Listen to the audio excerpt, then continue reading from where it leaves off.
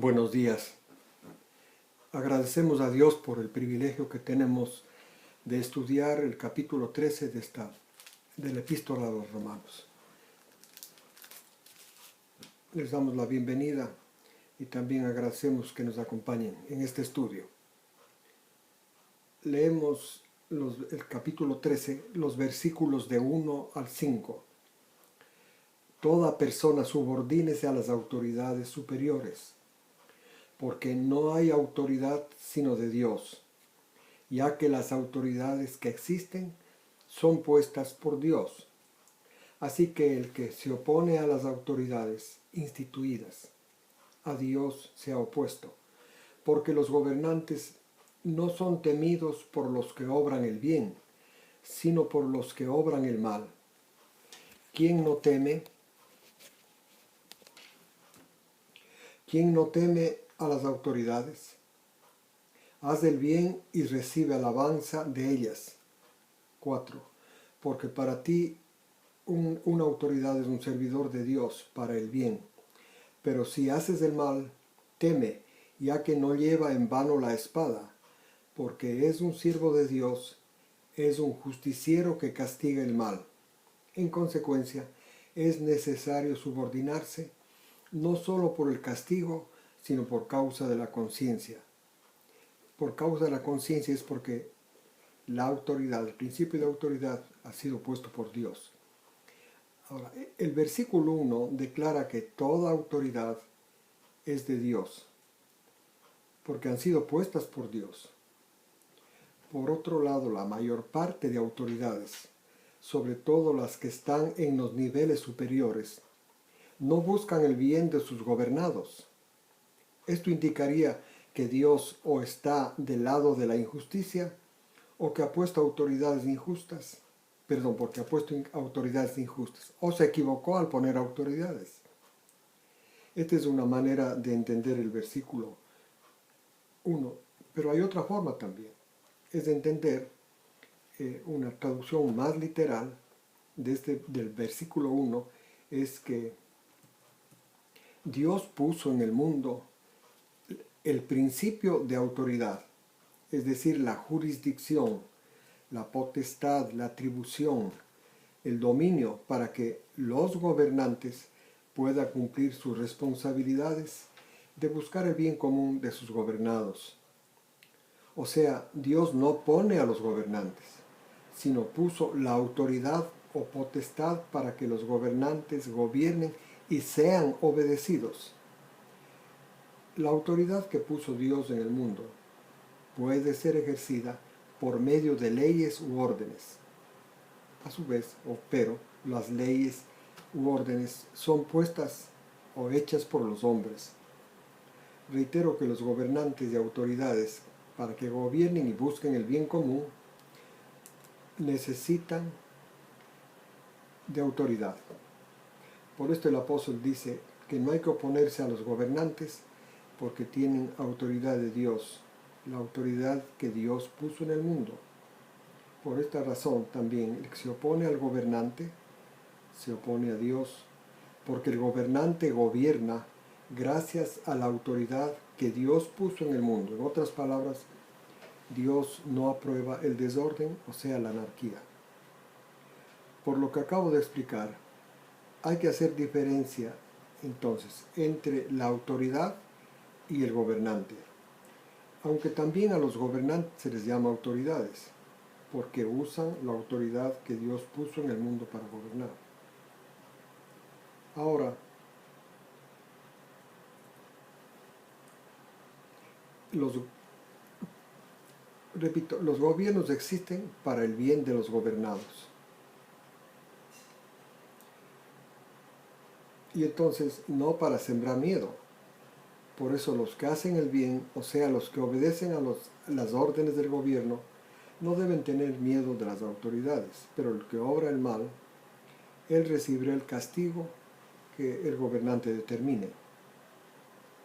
Ahora, sin autoridad o potestad, ningún gobernante será obedecido. Es decir, la autoridad o atribución puesta por Dios es también para los para que los gobernados obedezcan a los gobernantes. En otras palabras, la autoridad puesta por Dios obra tanto en los gobernantes como también en los gobernados. De esta forma, la autoridad cumplirá su propósito, que es del bien común. En el caso de gobernantes que no buscan el bien común, sino que engañen y roben, entonces ellos están corrompiendo el principio de autoridad que Dios puso en la tierra y tendrán que responder a Dios. Ahora, versículos 6 y 7. Entonces, por esto, ustedes tributen, considerando que los empleados públicos son servidores de Dios, dedicados a eso. 7. Por lo tanto, todos paguen lo que deben. El impuesto, si es impuesto. El tributo, si es tributo. El respeto, si es respeto. Si es que se debe respeto. Si es honra, hónrese a la autoridad, por supuesto. Por lo que expliqué sobre la autoridad, los empleados públicos son servidores de Dios porque participan en la acción del gobierno, esto es, buscar el bien de los ciudadanos. Entonces ellos deben recibir un salario por su trabajo. Además del salario, por supuesto, deben ser respetados y recibir la honra. El respeto significa obedecer sus órdenes. Otro punto. Hay que indicar que en el ámbito del tributo o impuesto, hay que indicar que el diezmo del pacto antiguo también era el impuesto para cubrir las necesidades de los levitas que servían en el templo. Servían a Dios en el templo. Pero hay que aclarar que no había ninguna condena o castigo a los que no pagaban este impuesto, o sea, a los que no diezmaban.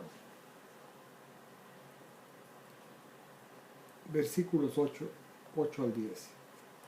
No deban a nadie nada, sino amarse unos a otros, porque el que ama al prójimo ha cumplido la ley.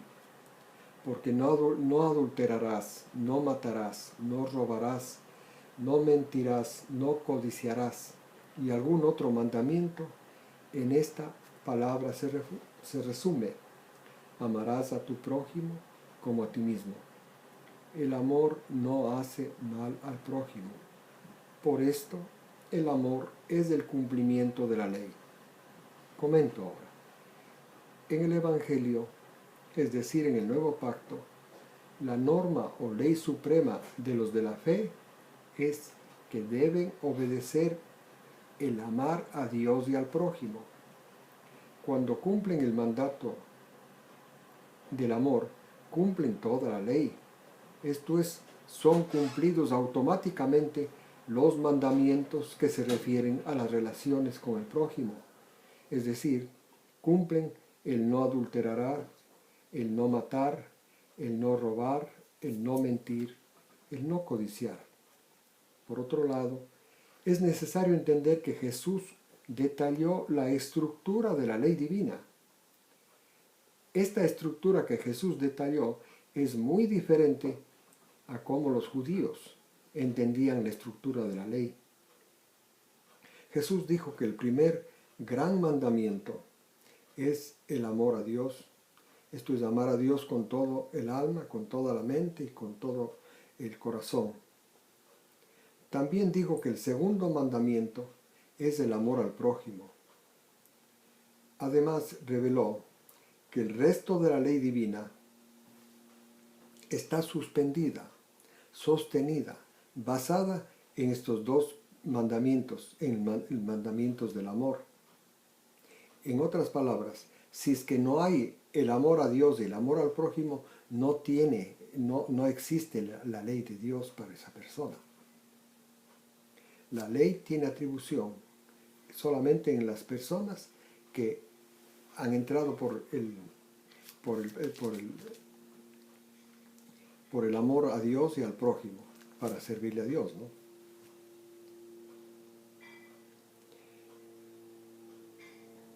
Ahora, también el Señor Jesús siguió explicando la estructura de la ley. Así en Mateo 23 dice que dejan lo más importante de la ley, la justicia, la misericordia y la fe. Entonces, el maestro dijo que lo más importante de la ley es la justicia, la misericordia y la ley. Ahora, la justicia de Dios se entiende en el nuevo pacto que es el perdón de Dios. Esa parte de la ley leemos en Romanos 3:21. Aparte de la ley, Dios ejerció su justicia. Y en el mismo libro de los Romanos, capítulo 4, versículos 6 y 7, dice que el perdón es la justicia de Dios. En otras palabras, el perdón es una de las expresiones de Dios a los hombres. Asimismo, también es una expresión de los fieles, de los creyentes, cómo amar a su prójimo. Esto es perdonando. También la misericordia es otra expresión del amor de Dios a los hombres. De la misma manera, la misericordia de los de la fe hacia su prójimo también es otra expresión de su amor a ellos. Asimismo, también la fe es otra de las expresiones de Dios a los hombres, porque la fe, en primer lugar, es un regalo de Dios, es un don a los que va a salvar.